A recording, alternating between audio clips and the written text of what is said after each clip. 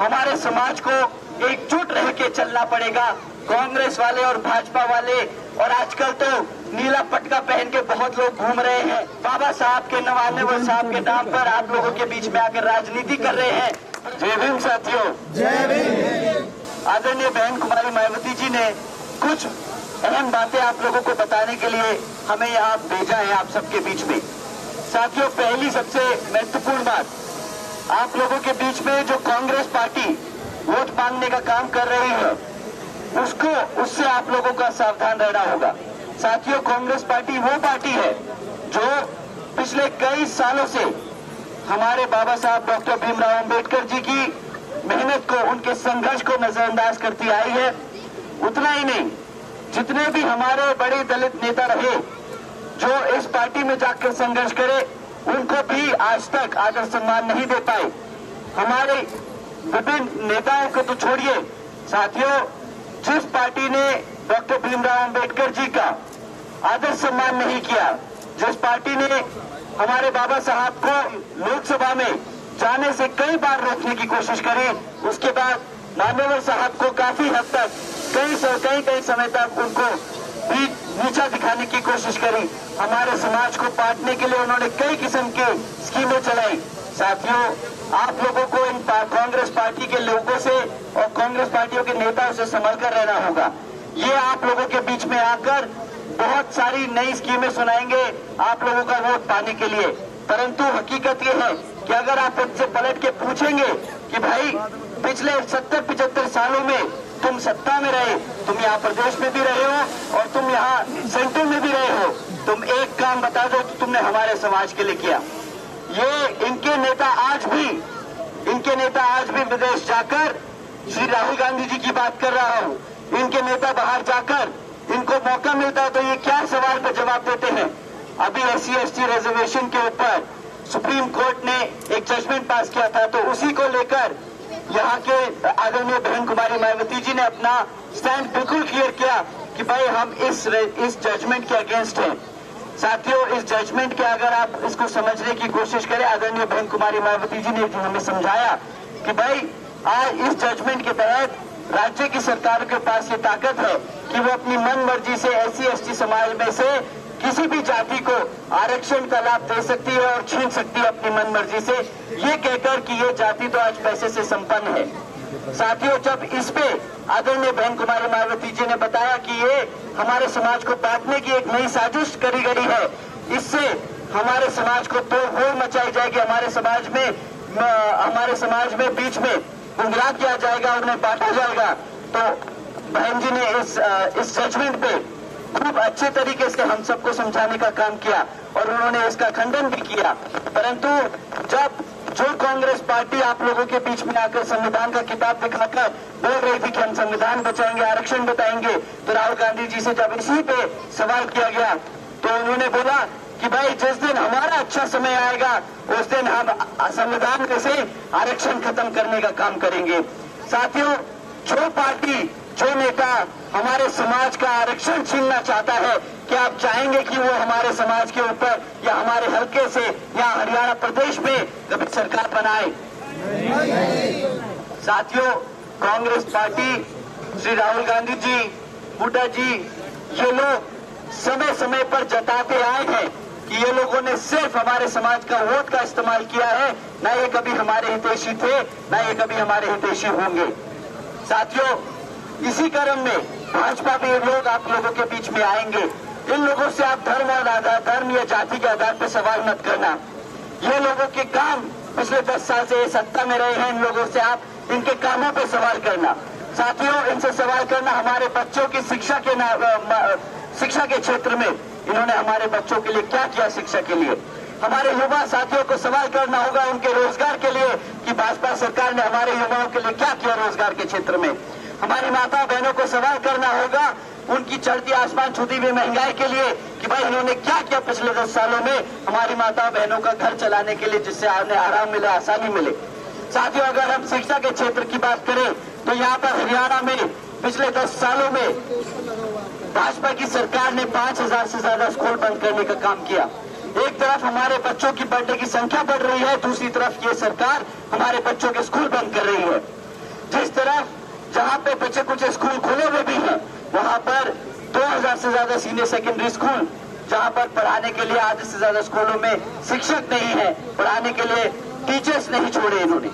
साथियों, हमारे बच्चों के लिए जो कॉलेजेस में स्कॉलरशिप का पैसा जाता है सरकार की ओर से, जो SC/ST समाज के लिए, SC/ST छात्रों के लिए स्कॉलरशिप का पैसा जाता है, वो भी 2017 से इन लोगों ने हमारे सभी छात्रों का पैसा रोक रखा है, जिसके चलते हुए हमारे जो बच्चे हैं जो स्कूल कॉलेजेस में थे वो आज पढ़ नहीं पाते, क्योंकि वो स्कूल की फीस नहीं जमा कर पाते, हमारे कॉलेजेस की फीस नहीं जमा करा पाते।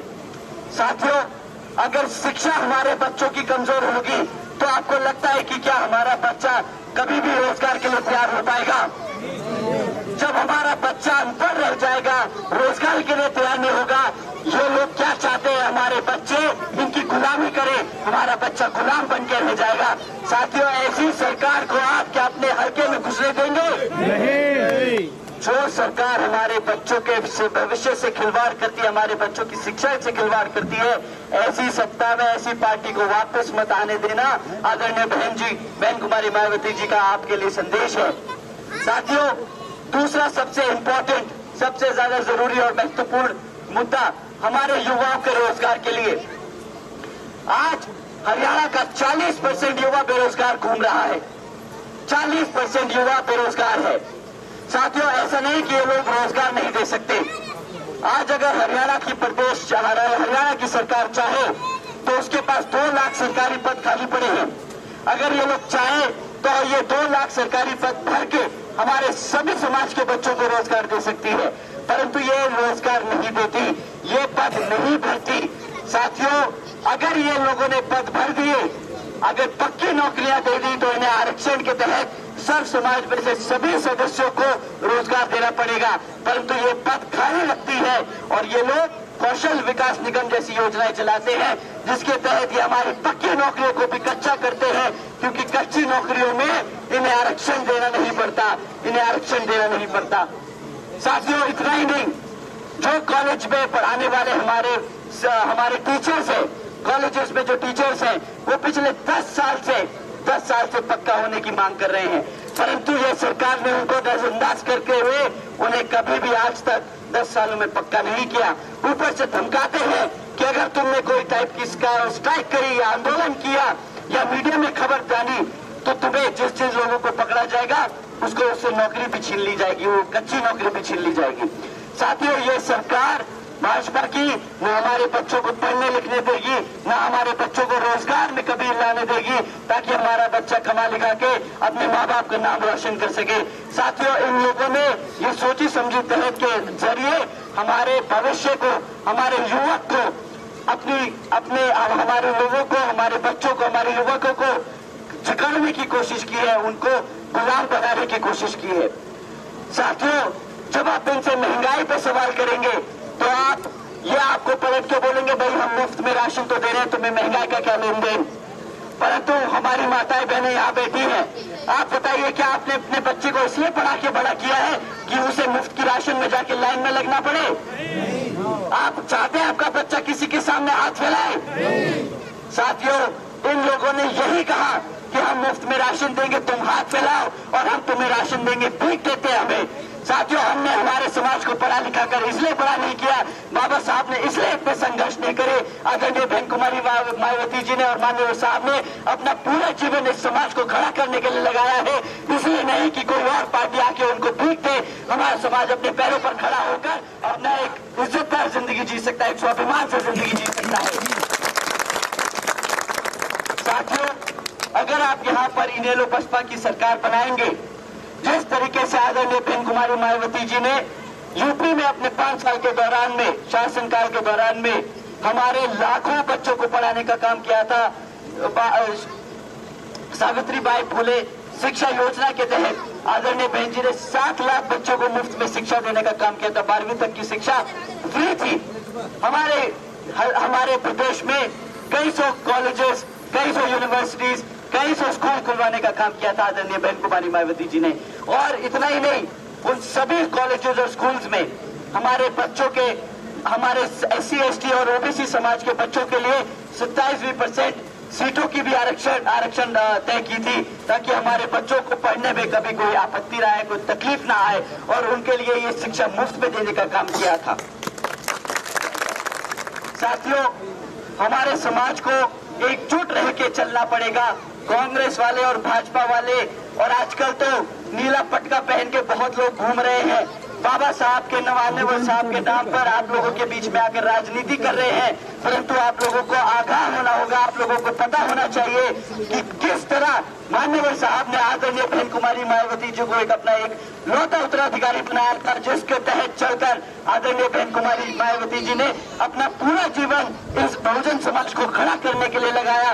उसी तरह आप लोगों को एकजुट रहकर अपने बहुजन समाज पार्टी को वोट डालना है, और अपने साथ साथ 5 सदस्यों को जो उस दिन आपके साथ वोटिंग के लिए जाएंगे, उनको भी बहुजन समाज पार्टी के सामने वाला बटन, यानी हाथी के सामने वाला बटन दबाकर यहाँ पर रविंद्र रंगा जी को जिता के विधानसभा का काम करना है।